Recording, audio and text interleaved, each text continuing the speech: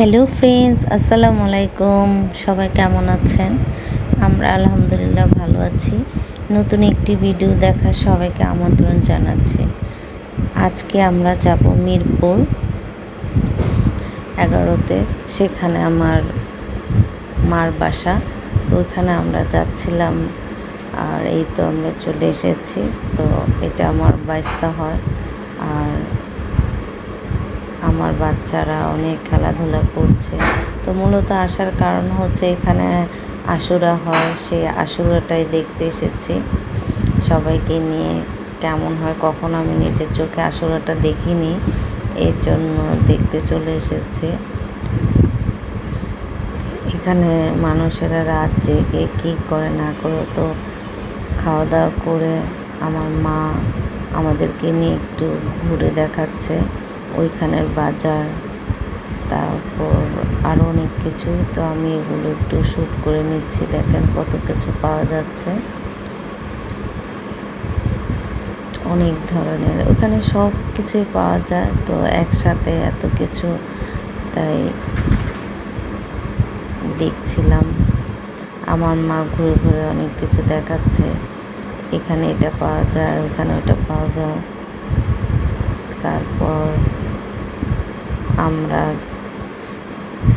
আমার মেয়েকে নিয়ে আমার ভাবির মার বাসার পাশেই সেখানে গিয়েছে।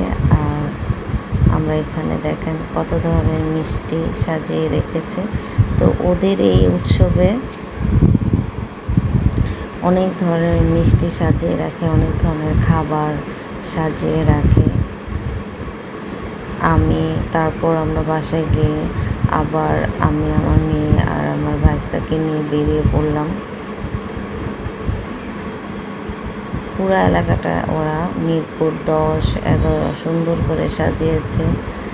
তো আমরা সন্ধ্যায় প্রথম গিয়েছি, ঘুরে ঘুরে দেখছি। আমি এটাই দেখতে এসেছি যে কিভাবে ওরা এগুলো উদযাপন করে।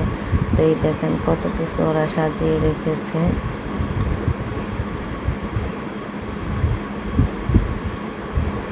এটা হচ্ছে স্বর্ণপট্টিটা ওরা লাইটিং করছে।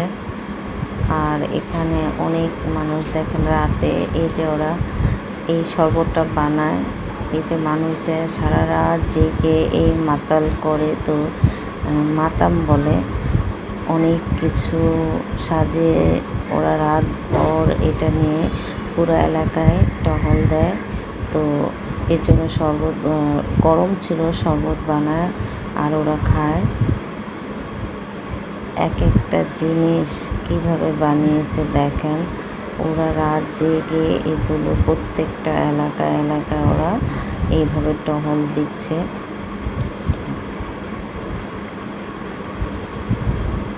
যে অনেক কিছু বানিয়েছে ওরা। তারপর ওইখানকার মানুষের আমি একটা জিনিস দেখেছি যে ওইখানের মানুষ ছোট ছোট ঘর, ছোট ছোট ঘর বলতে কি একতলা, দোতলা, তিনতলা অল্প জায়গার মধ্যে করেছে, সেটার মধ্যে একটা রুম বা বাথরুম। এত কষ্ট করে যে ওরা কিভাবে থাকে, হয়তো বা এটা ওদের অভ্যাস। ছোট্ট একটা সিঁড়ি দিয়ে, এই দেখেন সিঁড়িগুলো কত ছোট, অল্প জায়গার মধ্যে ওরা চিপাচিপি করে কীভাবে অনেকে থাকে, এটা আমার ভাবতে অবাক লেগেছে। তারপরও যাদের যেভাবে থেকে অভ্যাস ওদের, তো এগুলো আমার অনেক অবাক লেগেছে। আর আপনাদেরও ভিডিও করে দেখাচ্ছে যে ওরা কীভাবে থাকে। তো এখানে আবার অনেক ছেলেরা যে অনেক এই চাকু ছুরি নিয়ে এগুলো নিয়ে নাচানাচি করে। তারপর আর রাত জেগে মহিলারা, তারপর ছেলেরা এই ট্রাকে উঠে পুরো এলাকা খালি টহল দেয়। এইটাই মনে ওদের নিয়ম। এই যে দেখেন অনেক ছুরি টুরি নিয়ে ওরা নাচানাচি করছে। তারপর আমরা অনেক ভাস্কর্য বানিয়েছে। তো আমি আসলে এখানে এসেছি এগুলো দেখতে আর আপনাদের সাথে শেয়ার করতে। তো এসে আমি একটা বিপদে পড়ে গিয়েছি, যে আমি শপিং করতেছিলাম, আমার মোবাইলটা পড়ে গেছে। তারপর মোবাইলটা আমি 10-এ ঠিক করতে গিয়েছিলাম রাতে। ওই দিন মোবাইলটা আমার ঠিক করা হয়নি, পরদিন আমি গেলাম, পরদিন যাওয়ার পরে দেখি মিরপুর 10-এ মেট্রো রেলের স্টেশনে কতগুলো পুলিশ বসে আছে। তো আমি দেখি সব বন্ধ, আবার হরতাল। তারপর যাই হোক আমি অন্য গেট দিয়ে ঢুকে আমার মোবাইলটা ঠিক করছি, এমন সময় দেখি অনেকেই মারামারি। আমি যে ভয় পেয়ে গেছি, কীভাবে আমি আসব, আমি এই পরিস্থিতিতে কখনো পড়িও নি।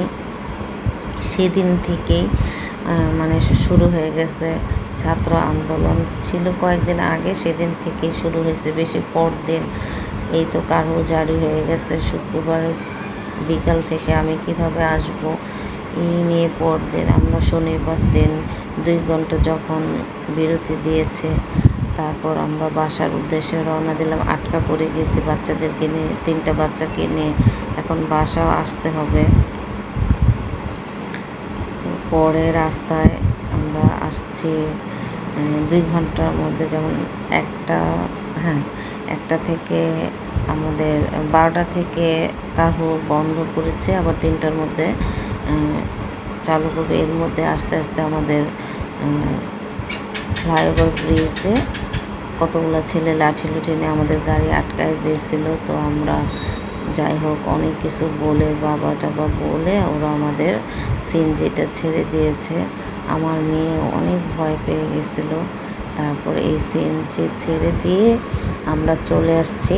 আমরা তারপর উত্তরের মধ্যে আসিনি, কারণ উত্তরে অনেক সংঘর্ষ লেগেছিলো, তখন আমরা খিলক্ষেত নেমে গিয়েছি। তো এই জন্য অনেক ভিডিও দেওয়া হয় নাই। আর ভিডিও মানে দেশের পরিস্থিতিও ভালো ছিল না।